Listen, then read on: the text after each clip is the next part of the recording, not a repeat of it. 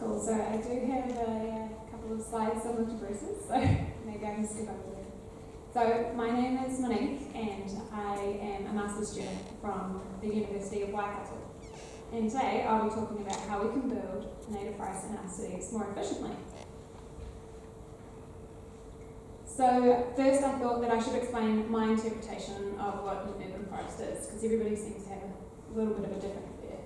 So I will be talking about restored urban sites which have got no remnant trees in them, and they are within the city boundary. So I've got two examples here. Can you all hear me well? Should I use that? So I've got two examples here in New Plymouth where I do my research. So this one up here is on the way of State Highway 3 as you come into New Plymouth, and there's the shoulder on the side of the road, and there's lots of chickens there. So up on the hill I have a site up there, and another one at Huatoki Reserve. And so here's the one-way bridge, and there's a stream, and then I have a site next to there, and we might be going there today, I think. Yeah, we are. So these urban forests, generally they are fragmented and isolated. So they're not the sorts of places that we're going to go hiking in, but they're more the sorts of places that we're going to visit, going for a walk with a friend, for a picnic, taking our dog.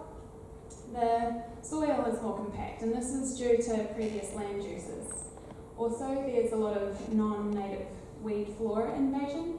So the weeds that are popping up, as I'm sure that you guys will find, they're the ones that we get in our garden.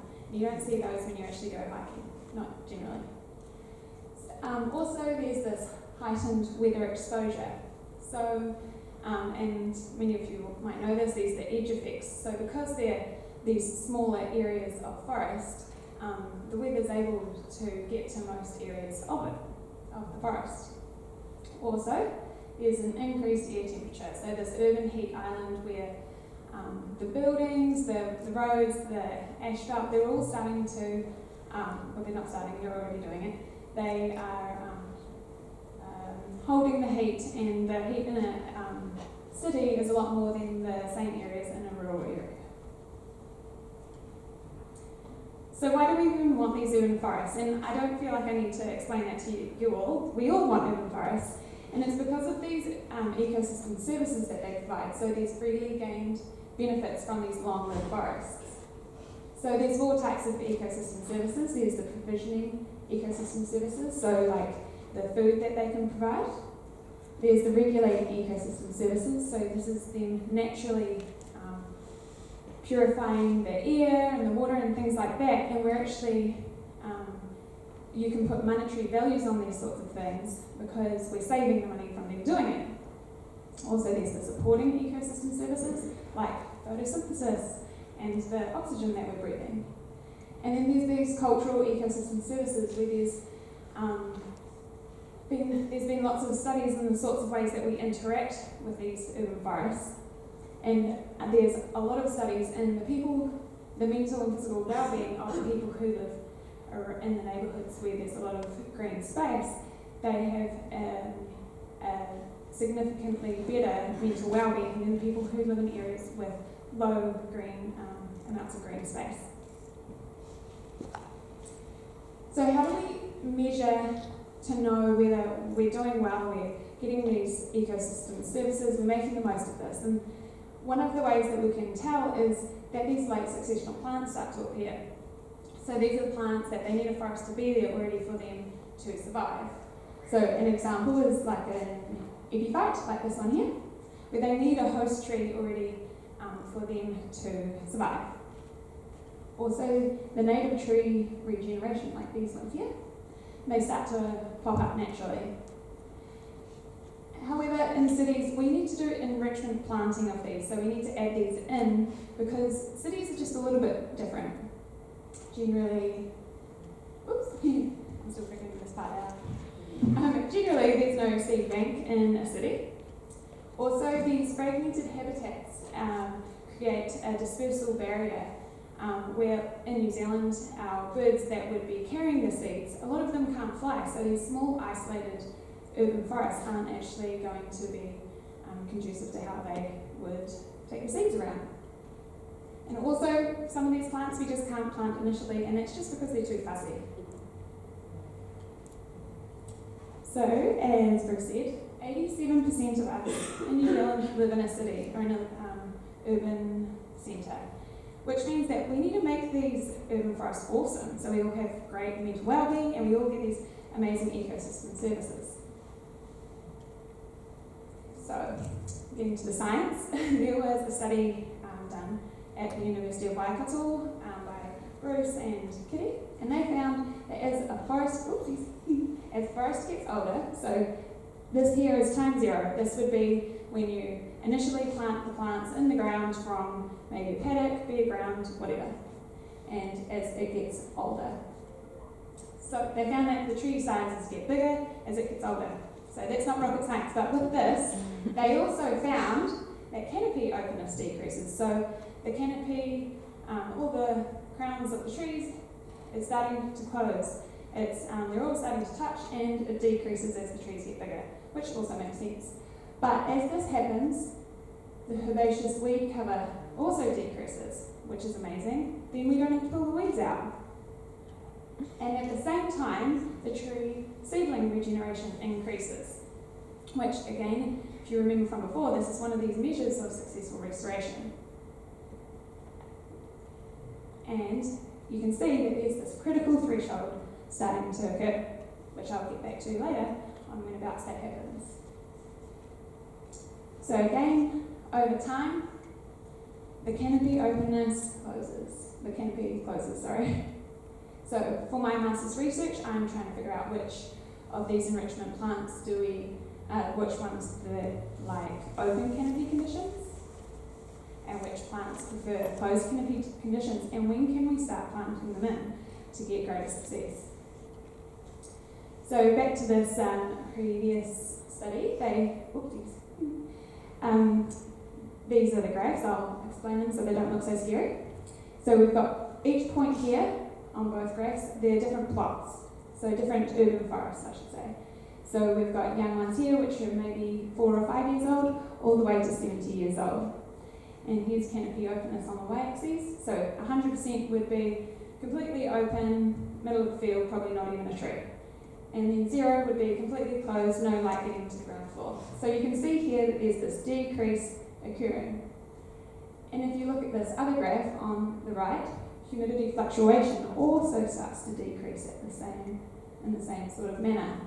So it's showing that these canopies are starting to create this microclimate underneath it. And there is a critical threshold of around about 20 years. So for a 20-year threshold, we need to obviously be making our plans for more long-term, so we can start to use these and take advantage of them.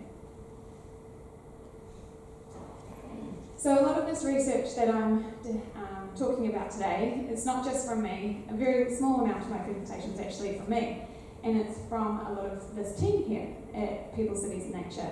So I just would like to acknowledge the hard work that they've done, and finishing all of their research. So we have 9 cities that we work in across New Zealand, and we tried to spread them out across a latitudinal and climatic gradient. Within each city we have 9 plots, and each of these plots is restored to native forest from scratch. And so we tried to make it so they all are restored from different ages, so we can create a chronosequence. Instead of us actually waiting 50 years, we can just look at one that was planted 50 years ago. So the cities where I do my research, so here's another slide that Bruce used. So as he said, there's a lot of this red area, and I am doing my research in Hamilton, New Plymouth and Napier. And then in amongst this red area, so this is a perfect opportunity for us to start bringing back in this native forest, because there's going to be a lot of things like our fauna that really need it there.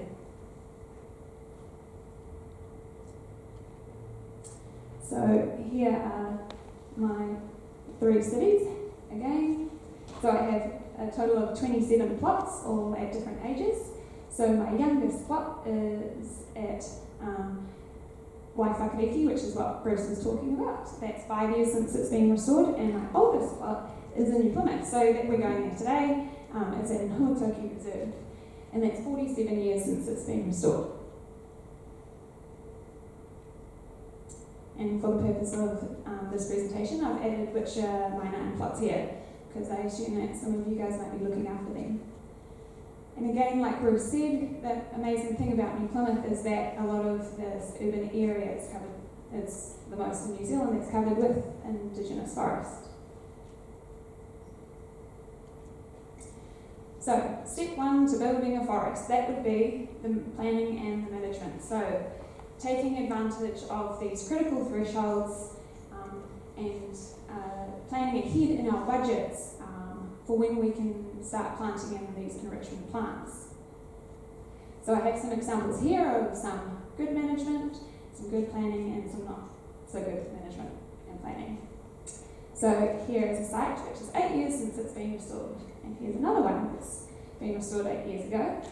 And as you can see, the one on the left, it has a lot of herbaceous weed cover on the ground, and the one on the right doesn't, and that's because the one on the right was more likely to be planted densely. So what we recommend is that you plant trees that are more than 1 metre tall, and that's because then they've already outgrown a lot of the weeds that would try and overgrow them. Yeah, whatever. And also plant 1 plant per metre. Here's 2 sites that they've been restored 31 years ago, and you can see that there's a lot of seedling regeneration, except unfortunately the one on the left, it's a lot of ivy and scancia and lilies popping up, and the one on the right, they've maintained weed control throughout the restoration of this area, and there's a lot of kawa seedling regeneration. And this one is in New Plymouth, so congratulations whoever looks after Waikato Lagoon over by Hatfield Park. So, step 2 of building a forest would be adding in these enrichment species. So, for my masters, I am using 3 species. So, I have the epiphyte akapuka, as you can see here, it's nestling in this kānuka. I have kawakawa as a shrub, and rimu as a tree. For the purpose of this presentation though, my results will only be about akapuka and kawakawa. So here's a hypothetical plot of, that we use in People, Cities and Nature. So they're 20 metres by 10 metres. And in the centre we have data loggers recording the environmental variables, and one in the corner. And then I have planted in 2 of each of the species. So 2 akapuka, 2 kawakawa, and 2 rimu.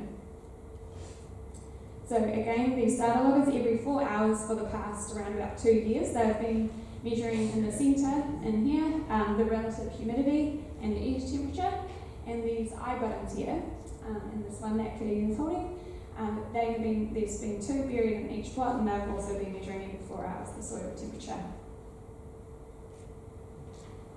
And every time we went back, which was around about every 6 months, we would calculate the canopy openness, and we'd do this by using a densiometer, like this one here on the right.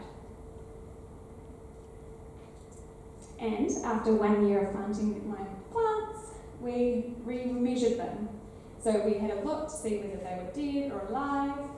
We measured the plant height, the stem width, how much they were overgrown, and we counted the leaf number, and we compared this to the results of what we measured when we first planted them. So we had a variety of results. So we had some that were alive. This one here is growing to the side, so still alive, but don't know how it's going to go. And we did have some that were dead. So as some of my preliminary results, I created a graph which is similar to the one from this previous research. So older forests, there is less canopy openness.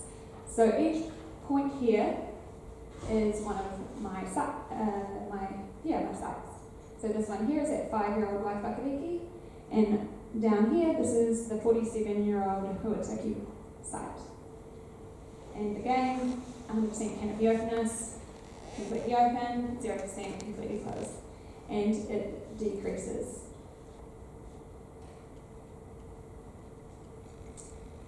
So with akapuka, we found that with greater canopy openness, akapuka grew more. So each point here is a different individual of akapuka. The dead ones, they're omitted, so there's slightly fewer than 2 per plot here. So above 0 here is an increase in height, and below 0 is a decrease in height. And as you can see, as the canopy is more open, it increases in size. And the same thing happened with the leaves. There was more leaves as the canopy openness was greater. So we had a look into maybe why is this happening? What is the environmental variable? And we thought potentially humidity, and that's because, as many of you will know, epiphytes, they love the humidity. So sometimes their roots aren't in the soil, so they get a lot of their moisture from the air. So we had a look and we found each city's just a little bit different. So there's this regional climate also occurring in each city. So these green points here, that's Napier. And Hamilton is this purpley blue. And then we've got a lot of variation in the height of akapuka when it starts getting more humid, and that's in New Plymouth with these red points. So we've got the greatest increase and the greatest decrease happening in the same city. So again, these are preliminary results and we don't know why this is happening yet. And so hopefully I can come back in 6 months' time and be like, I know why. This is it. Don't do that, do this.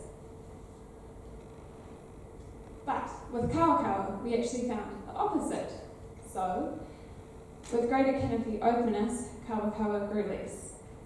So again, each point on the graph is an individual kawakawa plant.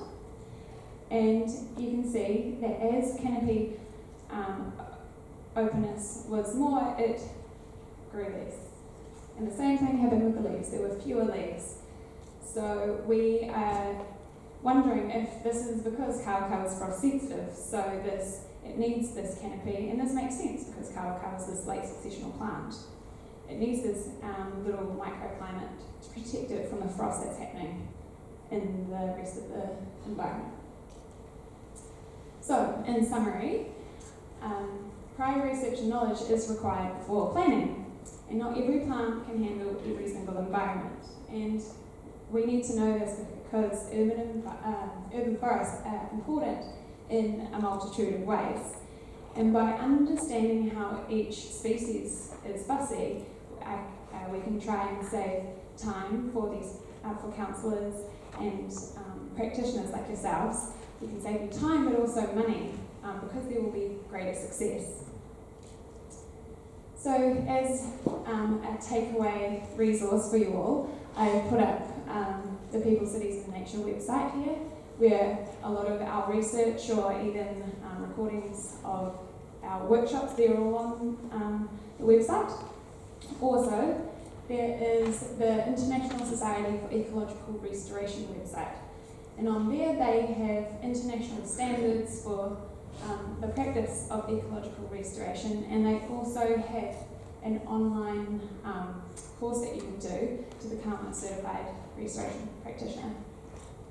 So I'd like to say thank you to all of the councils throughout New Zealand for helping, also to People, Cities and Nature, Forest and Bird, and the University of Waikato. Thank you.